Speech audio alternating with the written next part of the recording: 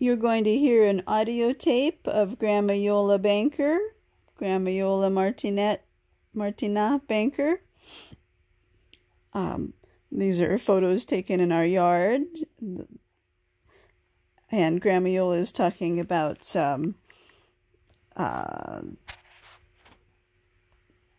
how they would not eat too much of processed meats. It was just if they had company, they would have them for like an appetizer. That was kind of the custom in Italy, and they continued it over here in the States. And salami, of course, that was probably a little worse. But that was like just an entree, or I mean like an appetizer, yeah. L'appetit, come si dice? Well, anyhow, appetizer. And we never had it unless we had company. And a lot of kids would go to school with bologna, and that was, my dad thought, well, that was terrible.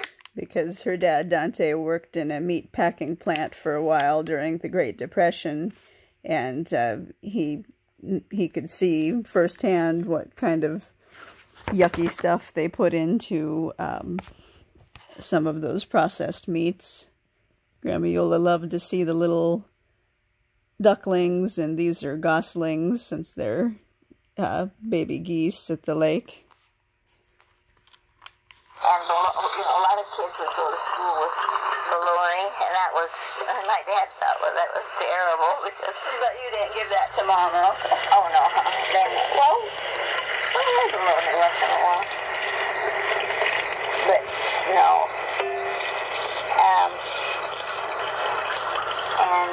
So then he got into, your dad was into nutrition kind of? Well, the first one in the family to think a little bit about what you ate? Well, yeah. But that was a long, long time. Afterwards is when he got really interested in, I don't know where this book came from. I don't know if, because he didn't really ever go out and buy a book. Maybe one of the tenants left it and he found it or something. And see, he smoked for a long time. And then Dante smoked for a long time. He picked it up during the war in Italy. So I'm dressed up for the Renaissance Fair that they held at the Santa Fe Dam in Irwindale. All just a homemade outfit, just things I had from other occasions. Buy a book, maybe one of the tenants left it and he found it or something. See, he smoked for a long time. And then he read this book. And I think Bob quit first. And so I guess my dad thought, well, if he could quit, I can too. So he quit smoking cold turkey. Wow. He said, I'm not going to smoke anymore. But he used to tell me that when he used to smell the smoke of somebody, friends who were smoking, he would say, oh, I could just stop whatever I'm doing and have a cigarette, because that habit is so ingrained, or, he still liked the smell and everything about it, but he never did. He never did smoke. After reading that book? Well, maybe so. Maybe the book. Or, I guess, but I think they were, Grandpa Banker, he never smoked. And he used to say that people that smoked were people that put coffin nails in their coffin. He called them coffin nails.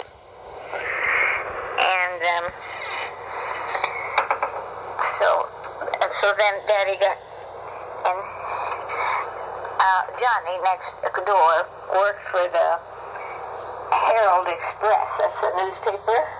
Was a newspaper. would bring us 2 papers every single day. He would put it on the fence there, and there would be one for me and one for my mom and dad. So he got a lot of stuff out of the paper, and just... So I think Dante would read the paper that this neighbor friend brought to them, the newspaper. Reading, you learn a lot of things that can help you in life, you know. The more you read, the better. There would be one for me and one for my mom and dad. So he got a lot of stuff out of the paper. And just beginning at that time, NAFTA. Don't let it get in there. Uh-oh. Wipe it off. Oh, shuckers. Okay. I think we got lipstick.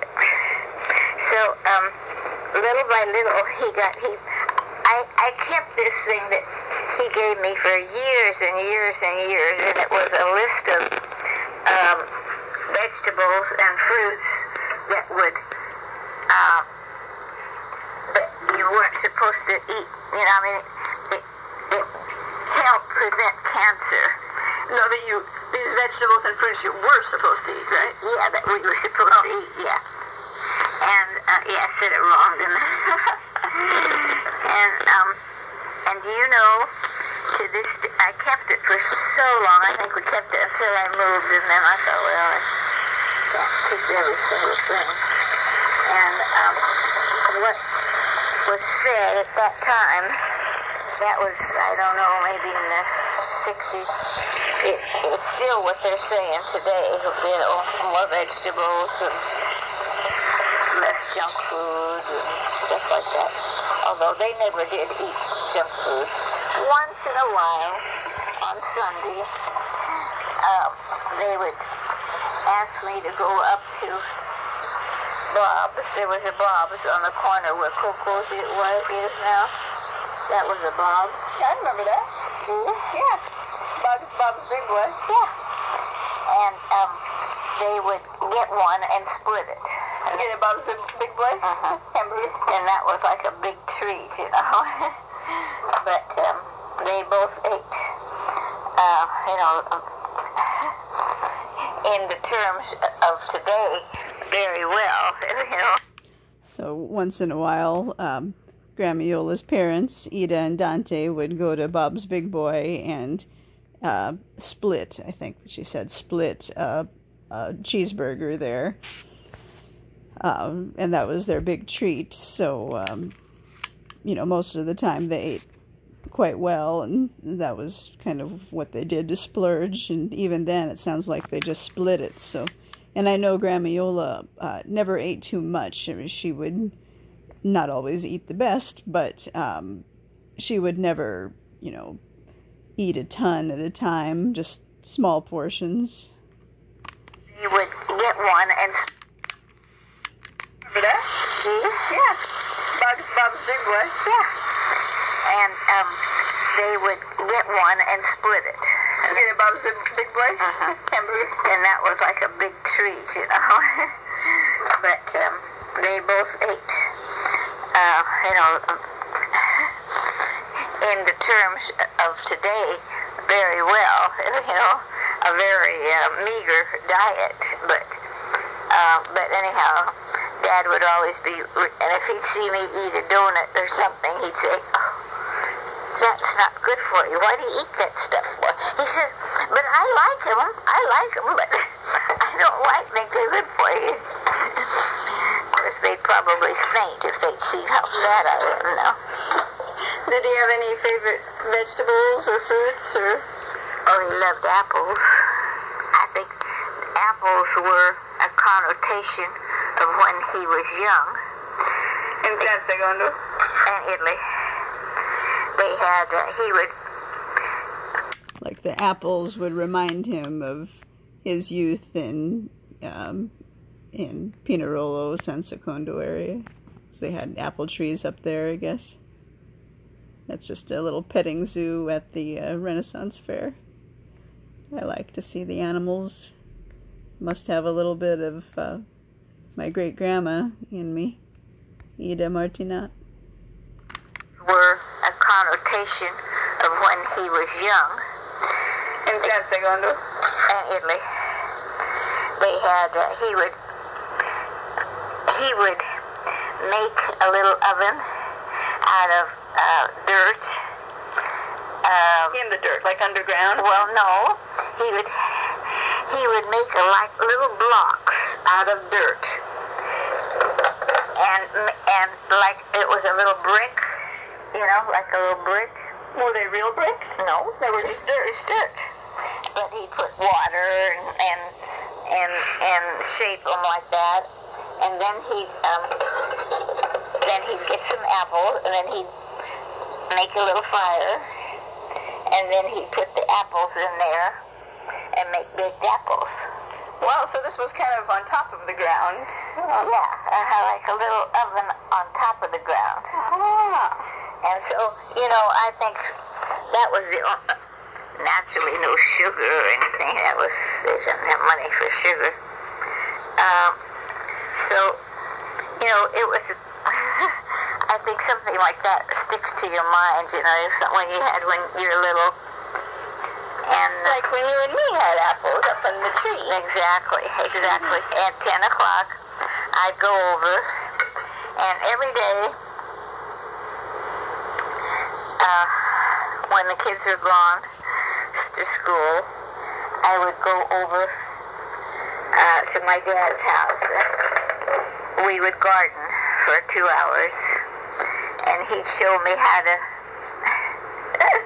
I was so dumb.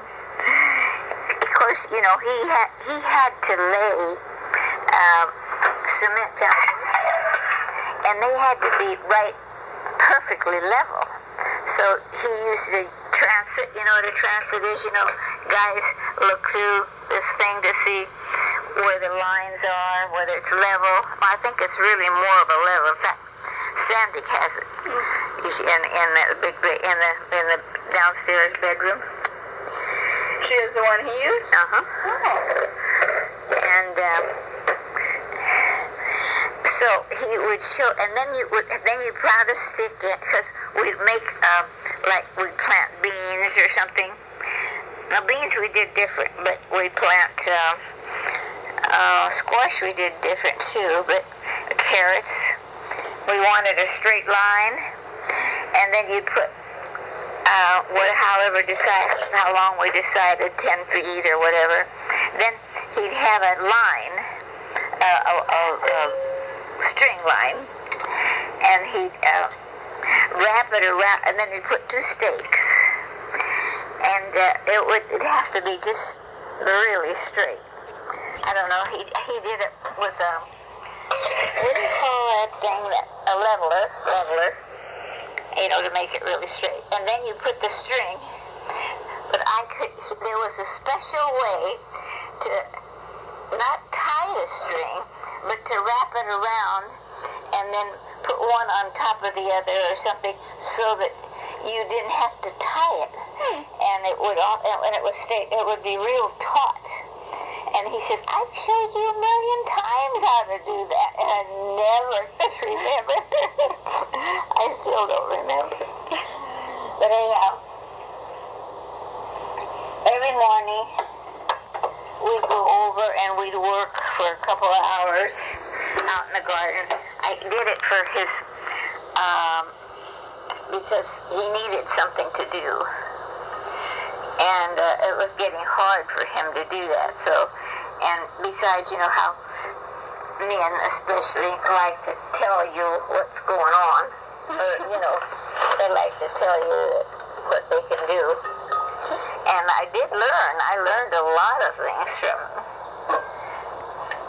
And so we used to have a really good time. And then we'd eat our apple at 10 o'clock. And then sometime we'd have zabaglione. You know zabaglione? I forgot. Okay. So these photos were taken at the Westfield Mall in Arcadia. And I don't remember exactly why, but once in a while we'd go really late at night. And I think mostly, like, really late as in 10 o'clock at night. We'd get there, and I think one time we came home at 1 in the morning or something. And I think the reason we went so late once in a while was just because it was a really hot summer day, and it wouldn't cool off until about 10 at night.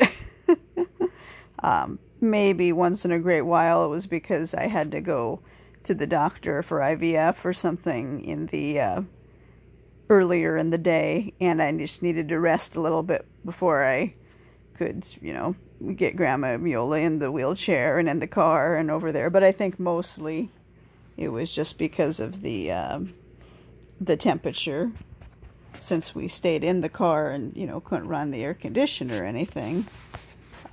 It had to be cool enough outside for us to, you know, be outside, and cool enough that you felt like eating a little snack or dinner or something, because that was kind of what we did in the car a lot of the times, would be to eat a lunch or eat dinner or eat a snack. And we just got a kick out of how this goose would come out at night, this Canadian goose. Once most all the cars had left, you can see the parking lot's practically empty. See? And the goose would come out and would kind of eat the leftovers that were there in the parking lot, and so I brought it I gave it some of my duck food, goose food. And those pictures were taken at the Almanzor Park in Alhambra, right by Almanzor Court. The white lake pelican was there. They had a couple of them. You see in that picture is actually eating something.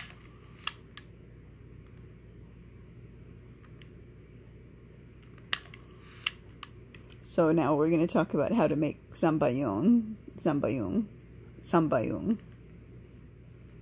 It's like raw eggs sort of thing that you drink, I guess.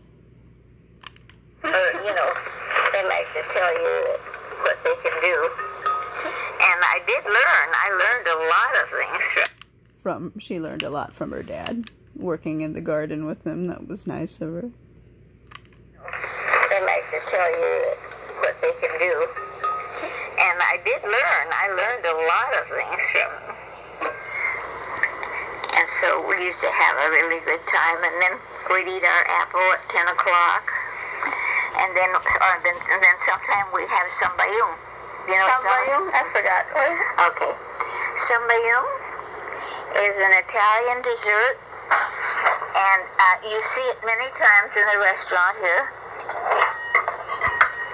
It's called zabaglione in Italian. Zabaglione in our dialect. So what you do is you take egg yolks, throw the whites away,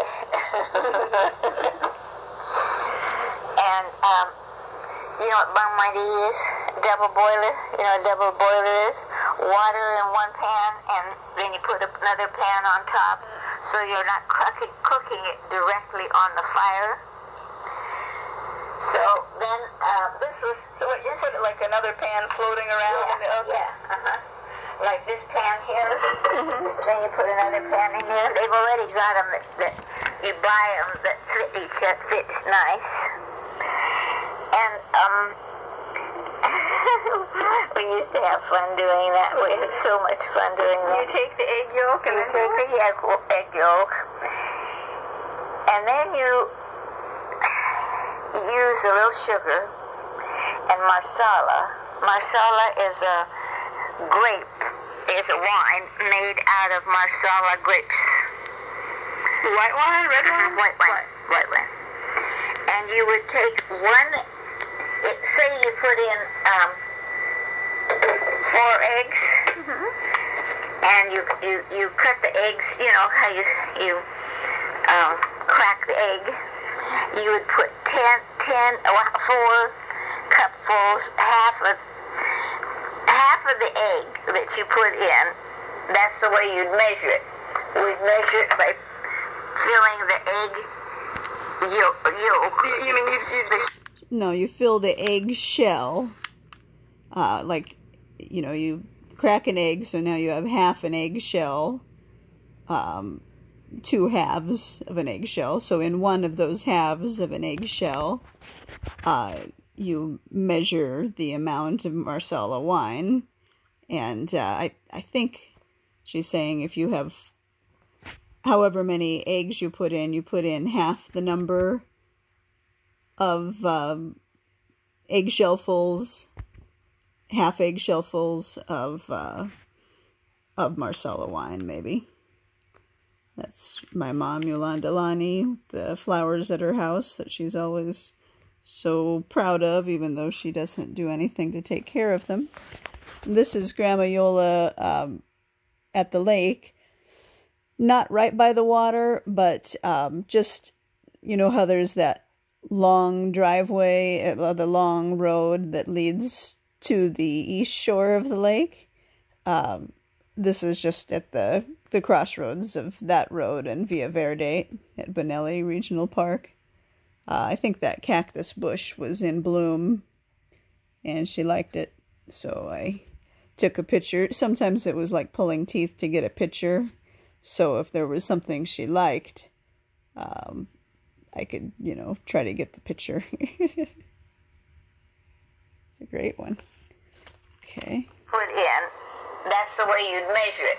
We'd measure it by filling the egg yolk. You mean you'd the shell? The shell, and you'd fill what in the wine? You'd put the wine in the eggshell. Yeah. So how many eggshells did the wine take to? Say if you put in 4 eggs, you needed 4 eggshells. 4 eggshells worth of Marsala wine. I think she means 4 halves of an eggshell, you know, because you use the half of an eggshell to measure it. So 4 halves of 4 eggshell halves of wine. So kind of a 1-to-1 ratio. Half an eggshell of Marsala wine for every egg yolk. The whites were not used. Put in 4 eggs, you needed 4 eggshells. 4 eggshells worth of Marsala wine. And you know, that's a lot like what the Kung do with their water. They use that ostrich egg for carrying water around. Oh, yeah. Sort of like that. Yeah. And then, this was my job. I mean, my dad's first job when he was forced to go to work at 14 years old was to... This was her dad's first job she's talking about now. Let's see here. And then, this was my job. I mean, my dad's first job when he was forced to go to work at 14 years old. Oh, I just wanted to see the Palo Verde tree there. You can see some of the yellow flowers on the tree. Not a whole lot, but see how it makes those pretty yellow flowers. Very drought resistant. I like that, how it didn't make our water bill go up that much, since it's kind of like a monopoly of water around here. It's very expensive.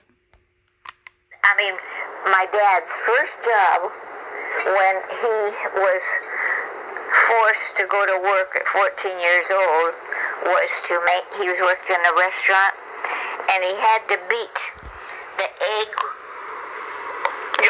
yolk and the Marsala to make zambaglione. Oh, wow, I forgot that her dad, Dante's first job was making zambaglione, at least doing part of it, beat the egg yolk, and it sounded like making zambaglione. I mean, he had to start working when he was only 14 years old, so that's not much of a childhood. Restaurant, and he had to beat the egg. Years old was to make. He was working in a restaurant, and he had to beat the egg yolk and the Marsala to make zambaglione. And the whole secret. The secret? Of making zabaglione is to not let it curdle. Because, you know what curdling is? What happened? Well, it's not smooth. It winds up like cottage cheese if you don't take it out just at the right time. Don't overcook it. It's like it should be smooth as cream when you take it out. It's really good. My mom used to make my dad a zabaglione every single day for him to eat at 10 o'clock when he was working to give him nourishment. Wow. Zabaglione. You say that again? Zabaglione. Custard. And so we would all... And then Grandma Iole made zabaglione every day, zabaglione, for my mom, Lonnie Yolanda.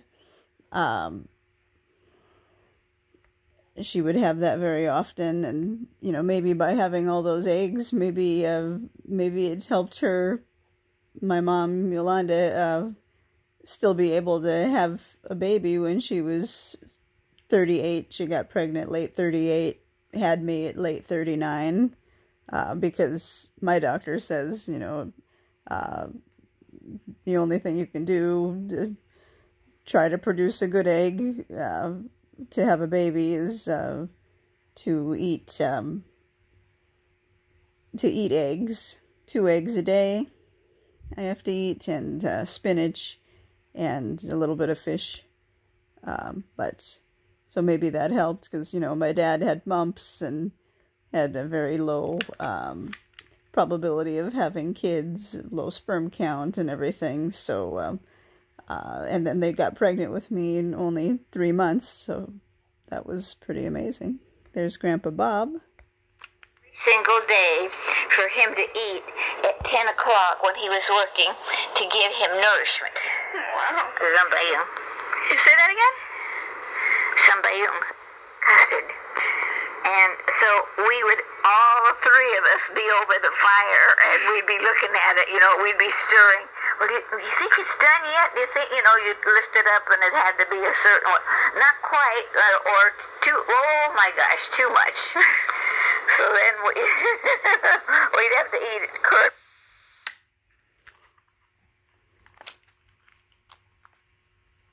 Yeah, that's the view of the lake from where we parked, where we would always park. And right by the pier in the handicap spot right there. So we'd see a lot of sunsets. We seemed to always be there for sunset. We'd see a lot of sunsets that looked quite a bit like that. Ooh, the water is pretty high there, almost at the top of the pier. So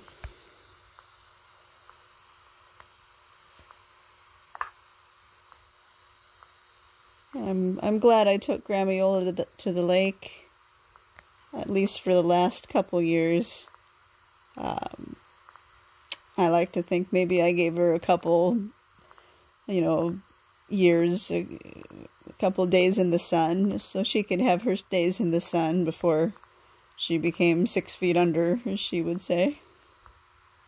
Everybody deserves to have their day in the sun. Some days in the sun.